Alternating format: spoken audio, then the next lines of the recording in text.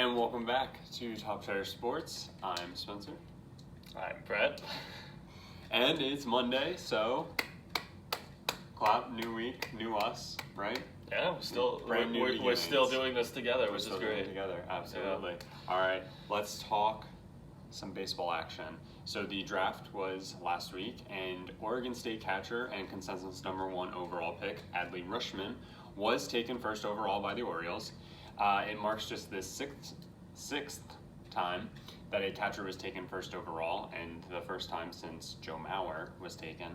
And Rutschman marks the first time an Oregon State player was taken with the selection. He was a switch hitter and batted over 400 and drove in 83 RBIs this season. And all this marks an incredible journey for him because he was actually selected in the 40th round by the Mariners back in 2016. 40th round, 2016. Just three years later. #1 overall pick. Yeah, absolutely. Incredible. The rest of the top 5 rounded out with shortstop Bobby Witt Jr., first baseman Andrew Vaughn, outfielder J.J. Bleday, and outfielder Riley Green. For Witt, he and his father became the highest drafted father-son duo, with his dad taking third overall back in '85. Vaughn, whose size has people worried about his ability to stick at first base, has already been given comparisons to another undersized first baseman, Astros legend Jeff Bagwell. Not a bad name to be compared to, let me tell you. He was great back in MVP baseball. Oh my God. Like 2003. He was or whatever. also pretty good in Bagwell. real life, too. He was. Bleday showed an ability to hit for power and average, leading D1 with 26 home runs while also batting .353. That's okay. Lastly, Green should be interesting.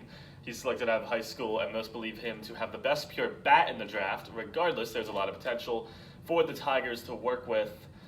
I gotta say, Bobby Witt Jr. is a guy I actually heard of before the draft, which, for me at least, is kind of, I guess, a sign that he's going to be good. Right. Because I really don't hear about these guys too much. With like the draft, because you really don't get to hear too much about him. Witt's the one who definitely, I think, impresses me the most. He intrigues me. He's a 5-tool shortstop, which is pretty rare. So he's somebody who can do it all. I could see him being like a Tulowitzki, except healthy, hopefully. Yeah, and probably a little more speed. Maybe a Lindor. There you go. More like a Lindor. Lindor would probably be a good comp, or Correa even. Sure. So it could be good. Yeah. With the draft coming and going, baseball's 2 biggest free agents finally landed contracts. Craig Kimbrell signed a 3-year, $43 million contract after having trouble netting a contract during the offseason. He signed with the Cubs. And Keuchel opted to save his beard and signed with the Braves after many reports had him close to a deal with the Yankees. Save the beard and fear the beard. The lefty signed a 1-year, $13 million deal. Both will spend some time in AAA before joining the big league clubs. Obviously, they were able to sign now that they no longer have a draft pick tied to them.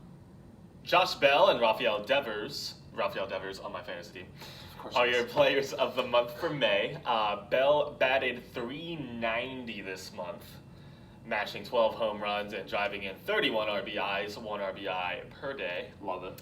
Devers swung a hot bat for the Red Sox, batting .351 and hitting 8 home runs while driving in 24 ribbies himself.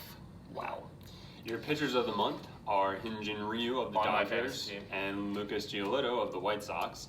Ryu made 6 starts, receiving a win in 5 of them and posting a .59 ERA while striking out 36 batters. It's ridiculous. Giolito is finally making good on his potential. He also grabbed 5 wins while posting a 1.74 ERA and 46 strikeouts of his own. Incredible. Austin Riley of the Braves and Michael Chavis. Yes. Chavis. I like that better, so I'm going to say that. Of the Red Sox are your rookies for the month. Riley, who we've mentioned, I think we mentioned him. Yeah, I think last week we brought him over. So I don't know. He's all right. It rings a bell. He batted .356 while hitting 7 home runs and 20 RBIs. For perspective, he did that in 11 less games than Devers. Yeah, it's ridiculous. Chavis batted .248, but showed off some power potential, hitting 7 home runs while driving in 19 RBIs during the month of May. All right, now on to some of the actual action from the week. Brett, you know that I'm constantly saying that everything good happens in threes, right? You know, what's better than 2 scoops of ice cream? 3 scoops of ice 3 cream. scoops of ice cream. What's better than 2 strikes? 3 strikes. Get the Well, strikeout. if you're the pitcher, yeah. Depends, right. Well, this week, Pedro Severino of the Orioles kept that in mind, hitting 3 home runs against the Rangers in 1 game. And then Max Kepler, later in the week, On my fantasy team. of the Twins, who isn't on your fantasy team at this point?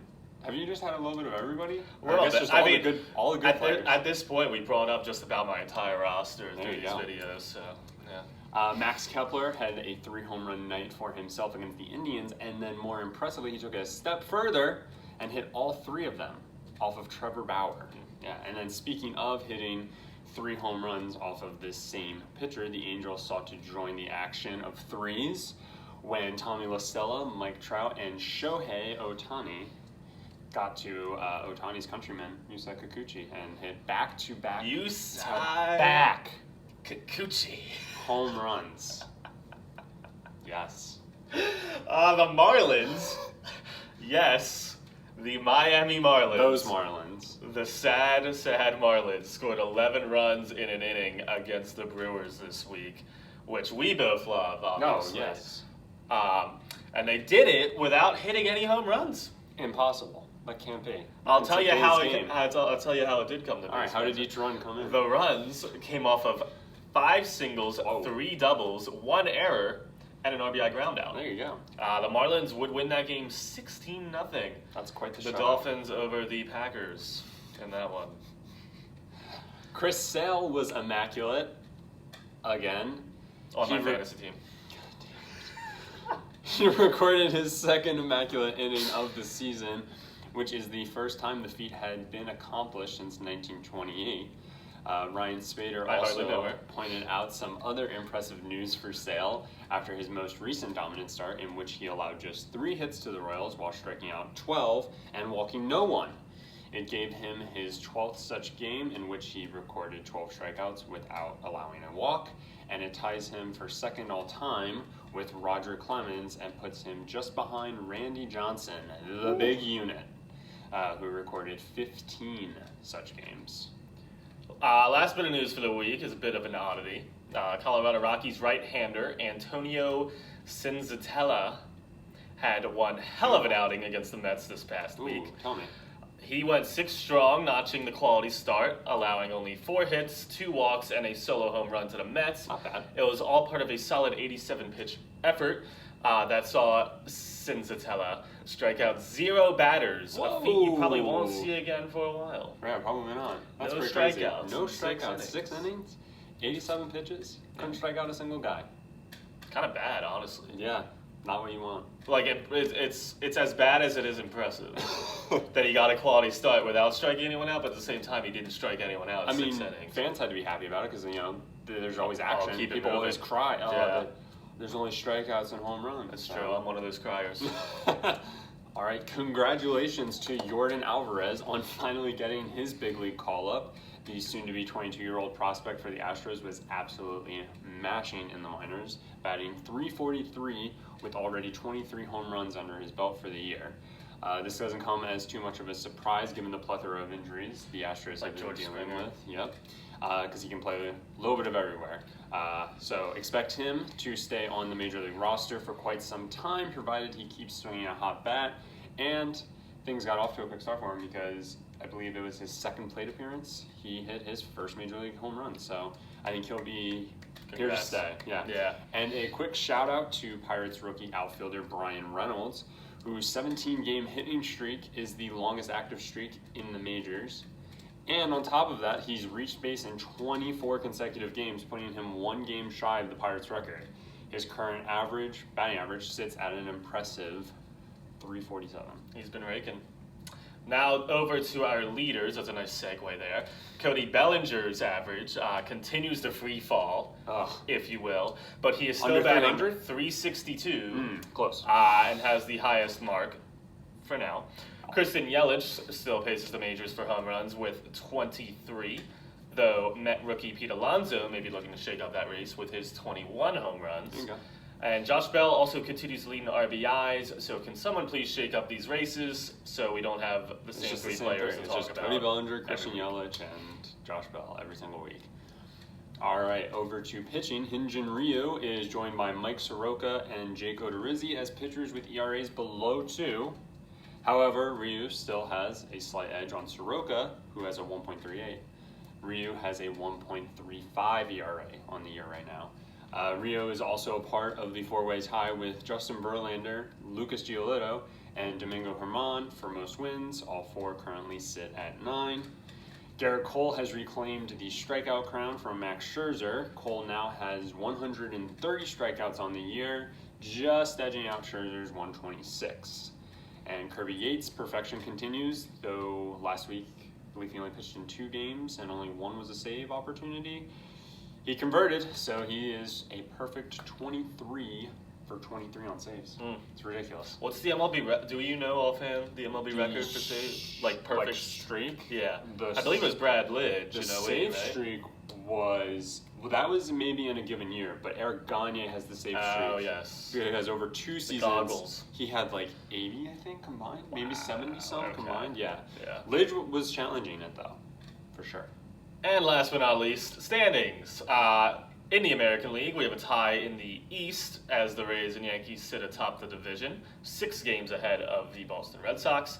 In the AL Central, and currently tied for the best record in the American League, the Twins have a 9.5 game lead on the Indians, and the Astros, who are tied with the Twins for the best record, they have an 8.5 game lead over the Rangers. Just 6 teams in the American League have a winning record. So that's all 5 playoff teams plus 1. Yeah. That's it. In the NL, the Phillies hold a 2-game lead over the Braves. The Cubs and Brewers are tied atop the Central and hold a 4.5 game lead over the Cardinals.